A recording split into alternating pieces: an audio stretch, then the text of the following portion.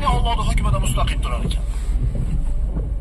Kim o'zini hurmat qilsa Allohning hukmida turadi. Birovni g'iybat qilmaydi, birovni masxara qilmaydi, birovni mazax qilmaydi, birovni aybini gapirmaydi, chunki Allohning hukmida turibdi-da u.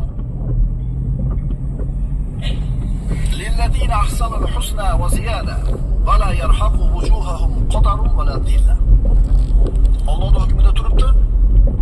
Man qilingan ishlardan o'zini ehtiyot qilgan bu odamni hech qachon yuz yerga qaramaydi. Chiroyli amal qilgan zotlar uchun go'zal oqibat va ziyoda ne'matlar bordir. Ularning yuzlarini na qarolik va na xorlik qoplar. Agar biz o'zingizni hurmat qilsangiz, Allohning hukmida turing-da, shunda yuzingiz qora bo'lmaydi, xorlik sizni qoplamaydi. Shuning uchun aytiladi, bir odamdan behojat bo'l, uni tengi bo'lasan. Unga muhtoj bo'l, uni asiriga aylanasan. Unga ihson qil, uni amiriga aylanasan. Ta'ma qilma, tengsan u bilan. Ta'ma qil, undan pastsan. Qo'lingdan kelsa infoq qil, undan baland bo'lasan.